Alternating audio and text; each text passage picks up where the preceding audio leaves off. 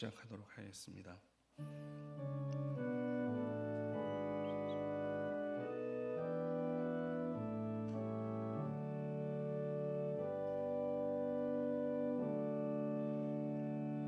사도신경으로 우리의 신앙을 고백하도록 하겠습니다.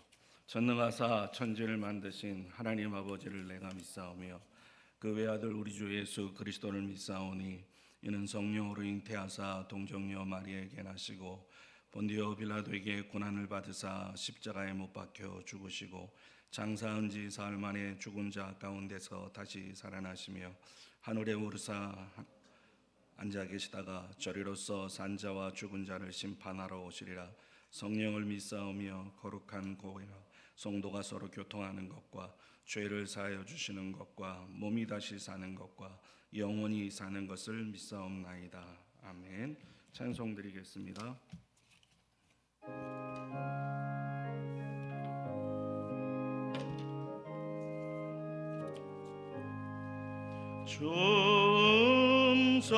충성외에는 더 기쁨 없도다.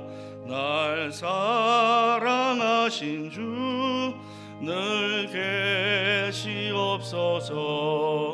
기쁘고 기쁘도다.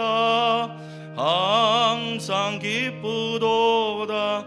나 주께 왔사오니 복 주옵소서. 나 주께 왔으니 복 주시옵소서.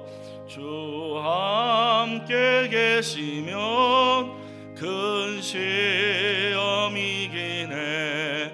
기쁘고 기쁘도다. 항상 기쁘도다. 나 주께 왔사오니 복 주옵소서.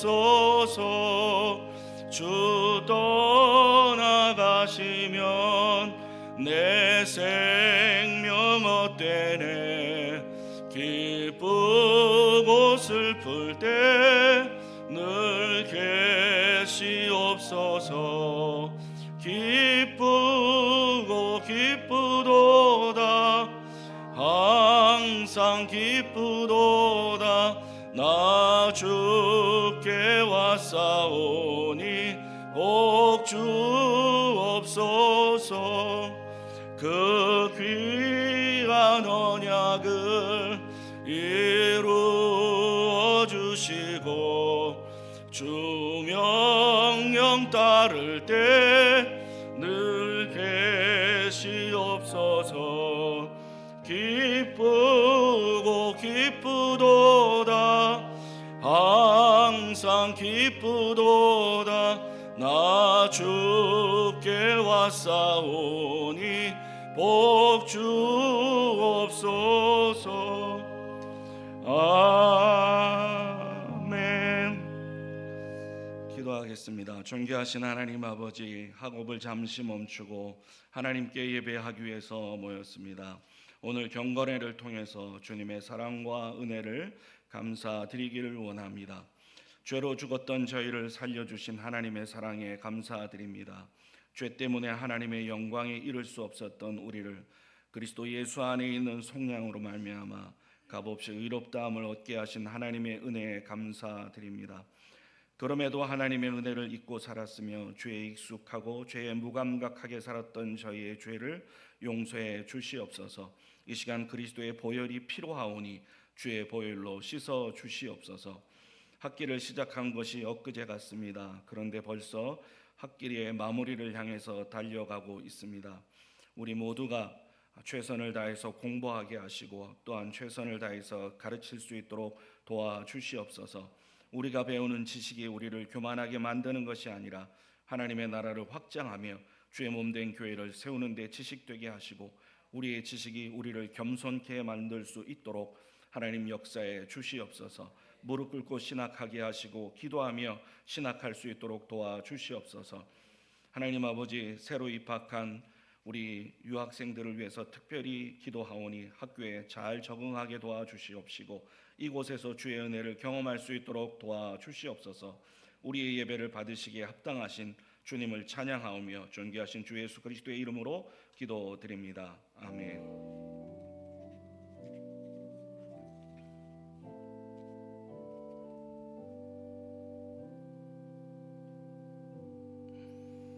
아멘. 하나님의 말씀은 열왕기상 3장 4절에서 15절입니다. 4절부터 15절인데 6절부터 10절까지만 읽겠습니다. 방송실 좀 6절에서 10절까지만 6절에서 10절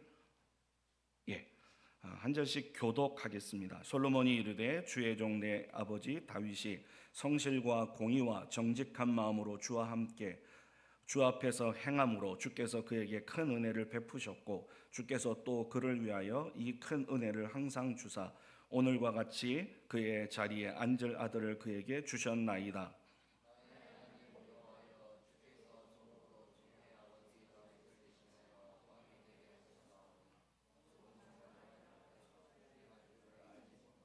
주께서 택하신 백성 가운데 있나이다. 그들은 큰 백성이라 수요가 많아서 셀 수도 없고 기록할 수도 없사오니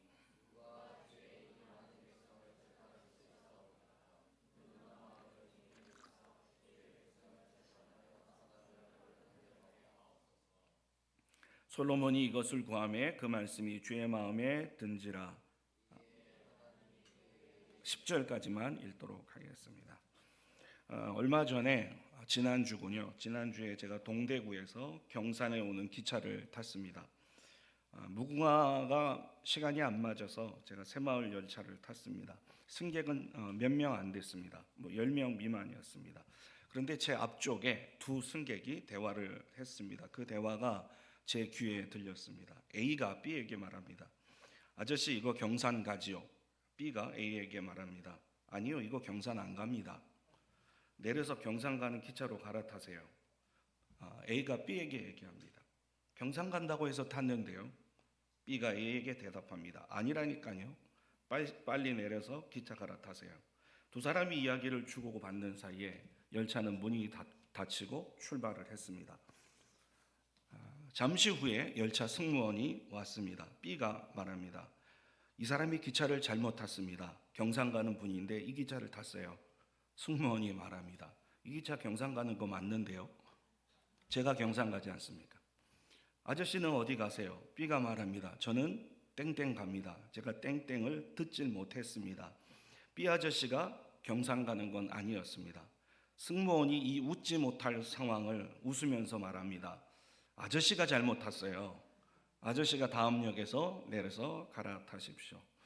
이 상황을 지켜본 저에게 갑자기 이런 생각이 들었습니다. 들어야 할 말을 듣지 못하고 듣지 않아야 할 말을 듣는다면 이건 불행이다. 들어야 할 말을 들어야 하고 듣지 않아야 할 말을 듣지 않아야 한다.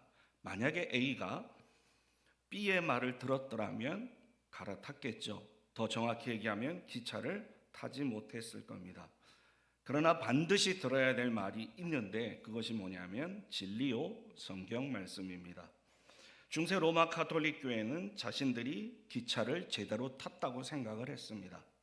자신들이 바른 기차를 탔다고 생각했기 때문에 다른 소리에 귀를 기울이지 않았습니다.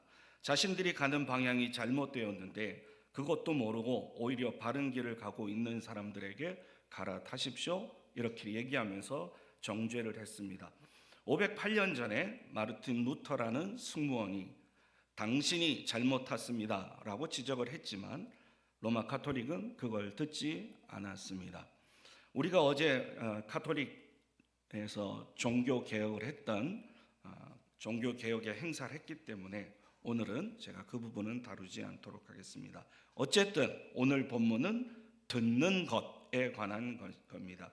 솔로몬이 구한 것이 있었고 솔로몬에게 필요한 것이 있었는데 그것이 뭐냐면 듣는 것이었습니다. 오늘 1절과 2절에서 살피면은 솔로몬이 기브온 산당에서 제사를 드렸습니다. 기브온 산당은 꽤나 컸던 것 같습니다. 거기에서 솔로몬이 1,000번제를 드렸죠. 1,000번제가 무엇인지는 그건 학자들마다 여러 가지 의견이 있지만 설교의 주제가 아니기 때문에 생략하겠습니다. 핵심은 솔로몬하고 하나님과 솔로몬이 나누었던 대화입니다. 5절에서 9절까지가 그 대화의 내용입니다. 기브온에서 잠을 잘 때 여호와께서 솔로몬의 꿈에 나타나셨고 솔로몬에게 물으셨습니다. 내가 내게 무엇을 줄꼬? 경상도 사투리 맞지요? 하나님께서 경상도 사투리로 솔로몬에게 말씀하신 것 같습니다. 너는 내게 구하라. 6절부터 9절까지가 솔로몬의 대답입니다. 솔로몬은 하나님께 간구하기 전에 먼저 하나님이 아버지와 자신에게 베풀어 주신 큰 은혜에 감사를 드렸습니다. 6절 말씀이었습니다. 솔로몬은 하나님이 자신의 아버지 다윗에게 베푸신 은혜를 감사하고 하나님이 솔로몬에게 약속하셨던 그 언약에 대해서 그리고 그 언약을 지키신 것에 대해서 감사했습니다. 그리고 7절에서 솔로몬은 자신이 얼마나 부족하고 그리고 부족하기에 하나님에게서 도움을 받아야 한다고 7절에서 언급을 합니다. 나의 하나님 여호와여, 주께서 종으로 주의 종의 아버지 다윗을 대신하여 왕이 되게 하셨사오나 종은 작은 아이라 출입할 줄 알지 못하고.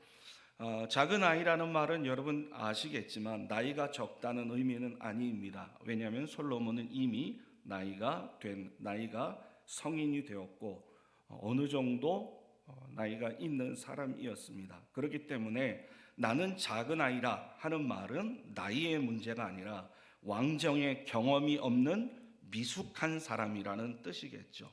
바꿔 말하면 나는 왕의 직분을 제대로 감당할 수 있는 그런 업무 수행 능력이 없습니다. 이렇게 고백한 겁니다. 더욱이 솔로몬이 이런 고백을 한 데에는 신학적 의미가 있습니다. 그것은 무엇이냐 하면 솔로몬이 다스려야 할 백성들은 그냥 일반 백성이 아니라 하나님이 택하신 하나님의 언약 백성이었습니다. 그 언약 백성들을 다스리기 위해서는 하나님의 공급하심이 필요했던 것은 분명합니다.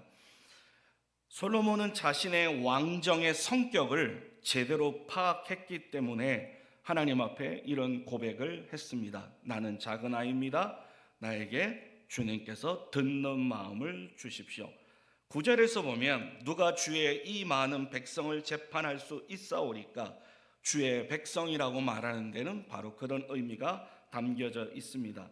듣는 마음을 종에게 주사 주의 백성을 재판하여 선악을 분별하게 하옵소서. 솔로몬은 자신의 아버지 다윗이 하나님 앞에 어떻게 살았고 자신의 아버지 다윗이 어떤 은혜를 받았는지를 알고 있다고 말하면서 동시에 자신에게 듣는 마음을 달라고 간구를 합니다. 듣는 마음이란 무엇인가? 여러분, 이 듣는 마음이 개역 성경에는 지혜로운 마음 이렇게 돼 있죠. 그래서 예전 성경에 보면 종에게 지혜로운 마음을 주십시오라고 되어 있고 그것이 지금은 지혜로운 마음에서 듣는 마음으로 바뀌어 있습니다. 지혜로운 마음에 히브리 직역을 해서 지혜로운 마음에서 이걸 듣는 마음으로 지금 우리가 갖고 있는 개역 개정 성경에는 되어 있습니다. 지혜로운 마음이 한마디로 얘기하면 듣는 마음이라는 얘기입니다. 그렇다면 듣는 마음이란 무엇이고 그 듣는 마음을 구한 이유는 무엇인가 하는 것을 살펴보도록 하겠습니다. 9절을 다시 한번 보면 이렇게 되어 있습니다. 한 번 더 제가 읽겠습니다. 누가 주의 이 많은 백성을 재판할 수 있사오리까? 듣는 마음을 종에게 주사 주의 백성을 재판하여 선악을 분별하게 하옵소서. 재판을 위해서, 올바른 재판을 위해서, 즉 선과 악을 분별하는 재판을 위해서 듣는 마음이 필요하다고 지금 솔로몬은 구한 것입니다. 악으로부터 선을, 그리고 거짓으로부터 진실을 구별할 줄 아는 능력을 구한 것입니다. 이것은 공정한 통치와 행정을 위해서 필수적인 것이었습니다. 물론 듣는 마음이 하나님의 말씀을 잘 듣고 청종하는 의미, 이것으로 해석할 수도 있습니다. 그렇지만 이 본문 뒤에 나오는 내용이 뭐냐면 두 창기의 이야기가 나오고 두 창기가 이 죽은 아이가 내 아들이 아니고 저 창기의 저 여자의 아들이고 살아있는 아이가 내 아들입니다 하는 창기 두 여자와 아들 사건이 이 본문 뒤에 등장을 하고 솔로몬이 그것을 지혜롭게 판단합니다. 이것을 고려할 때 이 본문에서 듣는 마음은 하나님의 말씀을 듣는 것보다는 오히려 백성의 말을 듣는다라고 해석하는 것이 본문 해석에 더 적합할 것 같습니다. 솔로몬이 구한 것은 백성의 말을 잘 듣는 것이었습니다. 잘 들어야 될 이유는 9절에서 말하듯이 하나님의 백성을 재판해서 선악을 제대로 분별하기 위함이었습니다. 정답을 맞췄습니다. 솔로몬이 구한 것은 하나님의 마음에 쏙 들었습니다. 그래서 하나님께서 솔로몬이 구하지도 않은 것들을 보너스로 주겠다고 약속을 하셨습니다. 내가 구한 것은 내가 기본적으로 주겠다. 그래서 내가 구한 지혜롭고 총명한 마음을 주겠다. 이게 10절부터 13절에 언급이 되고 있지요. 그리고 내가 구하지 않은 것 중에서 부귀, 그 다음에 영광, 장수는 내게 보너스로 주겠다라고 말씀을 하셨습니다. 본문이 우리에게 주는 교훈은 굉장히 중요합니다. 뭐냐면 첫째로 솔로몬이 지혜를 구한 것은 다른 것들을 얻어낼 수 있는 수단이나 방법으로 삼지 않았다는 얘기입니다. 잘 먹고 잘 살고 부귀와 영광과 장수를 얻기 위해서는 먼저 지혜를 구해야 된다. 이렇게 생각해서 솔로몬이 지혜를 구한 것은 절대로 아니었습니다. 솔로몬이 지혜를 구한 이유는 하나님의 백성을 위한 것이었고 거짓으로부터 진리를 그리고 악으로부터 선이 무엇인지를 밝히기 위해서 지혜를 구했습니다. 오늘날 우리가 지혜를 구하는 목적과는 거리가 좀 있는 것 같습니다. 무엇보다 다시 한번 기억할 것은 솔로몬이 지혜를 구한 것은 하나님의 백성을 향한 그들을 위한 공정한 판단, 공의로운 재판을 위한 것이었습니다. 둘째로 우리가 본문에서 얻어야 될 교훈은 뭐냐? 적어도 솔로몬이 구한 지혜는 좋은 대학을 가기 위한 지혜는 아니었다는 얘기입니다. 만약에 좋은 대학을 가기 위해서 지혜를 구했다면 그것은 경쟁에서 승리는 갖고 올 수 있을지 모르지만 하나님의 뜻에는 합당하지 않았을 것입니다. 하나님의 마음에 들었던 이유는 그 지혜가 경쟁에서 필요했던 지혜가 아니라 공의와 진리를 위한 지혜였기 때문에 하나님의 마음에 들었던 것입니다. 세 번째로 하나님께서 솔로몬에게 주신 지혜에는 조건이 붙어 있습니다. 그 조건이 뭐냐? 14절에서 이렇게 얘기합니다. 내가 만일 내 아버지 다윗의 행함같이 내 길로 행하며 내 법도와 명령을 지키면 내가 또 내 날을 길게 하리라. 하나님께서 솔로몬에게 지혜를 주실 때 그리고 그에게 보너스를 줄 때 조건이 있습니다. 그것이 뭐냐면 하나님의 법도와 하나님의 명령을 지키는 것이었습니다. 하나님의 말씀을 지키는 데 관심이 없고 하나님의 명령을 내가 목숨처럼 여기는 데 관심이 없으면서 하나님 저에게 지혜가 필요합니다. 제가 남들보다 잘 살고 남들보다 좋은 대학에 가기 위해서 지혜가 필요합니다 라고 만약에 간구했다면 하나님께서 그 기도는 본문에 근거한다면 하나님의 마음에 안 드는 기도입니다. 오늘날 한국교회의 기도를 살펴보시기 바랍니다. 하나님 아버지 솔로몬에게 주셨던 지혜를 우리 자녀들에게 우리 학생들에게 주셔서 형통하게 도와주시옵소서. 지혜가 있으면 뭐가 아멘입니까? 하나님께서 우리에게 구하는 지혜가 그런 것이냐 그런 성격의 것이냐 여러분 솔로몬이 구한 지혜를 한번 살펴보십시오. 자신을 위한 지혜가 아니라 하나님의 백성을 위한 지혜였다는 걸 꼭 기억하시기 바랍니다. 그리고 이 지혜는 하나님의 관계가, 하나님과의 관계가 올바를 때에만 가질 수 있는 지혜였다는 것도 꼭 기억하시기 바랍니다. 기도하겠습니다. 하나님 아버지, 솔로몬이 하나님에게 구했던 지혜를 우리도 구하게 도와주시옵시고, 그 지혜의 성격과 그 지혜를 구하는 동기를 우리가 잊지 아니하도록 도와주시옵소서. 주 예수 그리스도의 이름으로 기도드립니다. 아멘. 찬양 드리겠습니다. 455장입니다.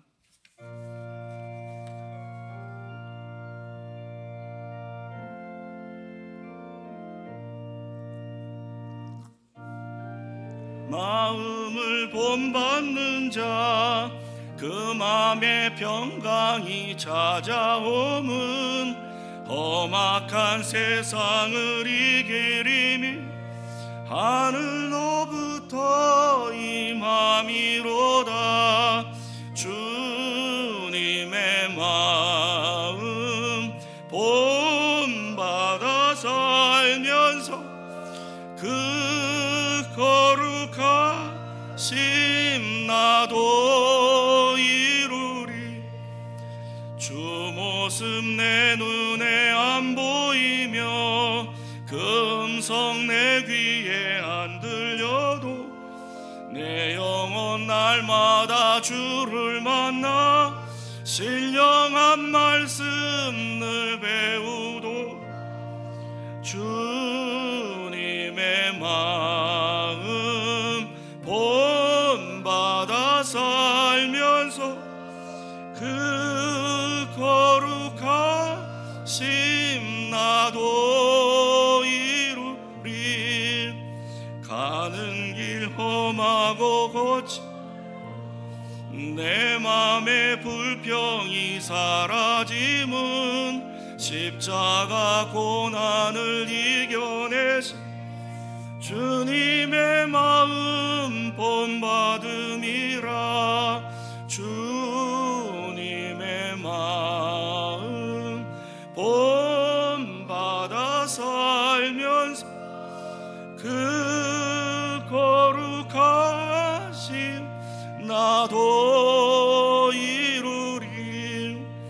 주 예수 세상에 다시 오실 그날의 무성도 변화하여 주님의 빛나는 그 영상을 다 함께 보며 주 찬양하리. 주님의 마음 본받아 살면서 그 거룩하심 나도 이루리. 자신을 십자가에서 내어주신 주 예수 그리스도의 은혜와 아들을 십자가에서 포기하신 하나님 아버지의 사랑과 은혜와 사랑을 믿게 하시는 성령의 역사가 우리 가운데 영원토록 함께 있을지어다.